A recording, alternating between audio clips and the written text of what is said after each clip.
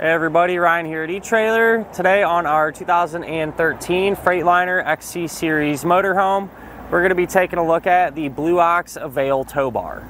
Before we jump right in and start talking about the tow bar, I figured it'd be beneficial just to kind of refresh ourselves on the main parts that we're going to need to flat tow a vehicle down the road in the first place. And the first component will be a base plate. That's going to provide us with a solid and reliable connection point. That way we can hook the tow bar up. Tow bar is going to be the side component. That's going to actually be the physical link that connects the front of your vehicle to the back of your motorhome. Third main part will be safety cables, and these are just there in the event of an unlikely disconnect. They're going to keep everything paired together. The fourth main part will be tow bar wiring, and what this is going to do is transfer the lighting functions from the back of your RV to the back of your vehicle, keeping you safe and legal. And last but not least, the fifth main component will be a supplemental braking system. What that's going to do is apply the brakes in your towed vehicle whenever you hit the brakes in your coach, bringing you to a more predictable and safe stop. When it comes to picking out a tow bar, you know, it's an important decision. This is responsible for a lot of the work. So you want something that is quality and it's going to be easy to use. And honestly, I feel like this one kind of checks all those boxes, being how simple it is to hook up and things like that. And you know, you want something that's going to pull your vehicle well. So, you know, how well is the vehicle going to track? And this one being relatively long, I feel like it should do a good job of that. You know, generally speaking, a little bit more distance between the two vehicles, the better. And with that said too, this one's pretty heavy duty. It's got a 10,000 pound maximum weight capacity, right? So I feel like even just when it comes to hitting potholes and bumps and things like that, this one's probably going to absorb some of that shock and force a little bit better, keeping your vehicle straight behind you and keeping it a little more true.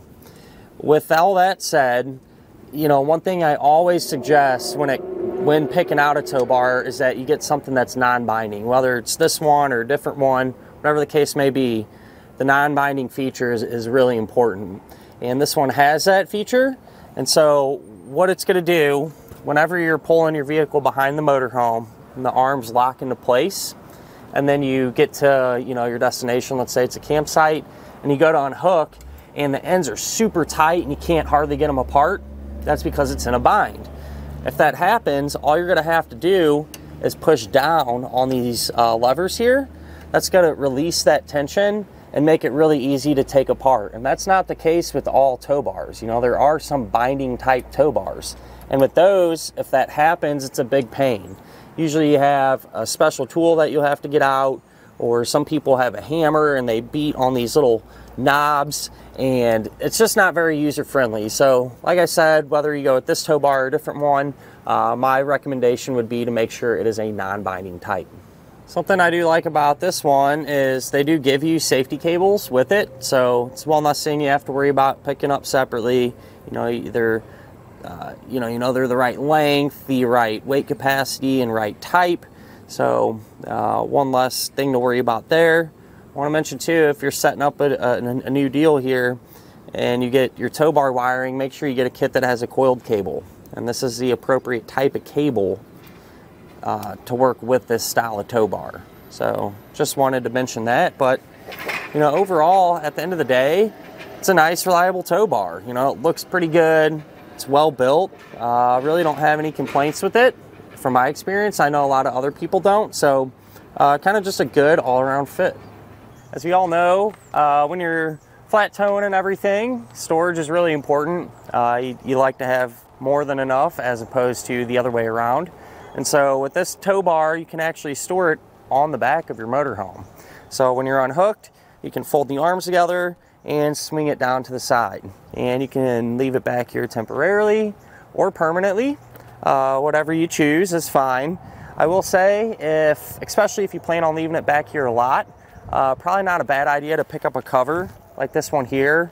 It'll go over everything, just kind of help keep the weather off of it, as well as a locking hitch pin. That way it's secured to the hitch on the motorhome and no one can just come up, pull the pin out, and run off with it. When you are ready to hook up your tow bar, it's going to be easy. It simply just kind of goes around the base plate tab. Then you just put a pin and clip through it, so really not a whole lot to it. This is going to work with most Blue Ox base plates, and I believe there's some other attachments now that other manufacturers have that allow these to pair up together as well. So if that's your case, it's something to look into.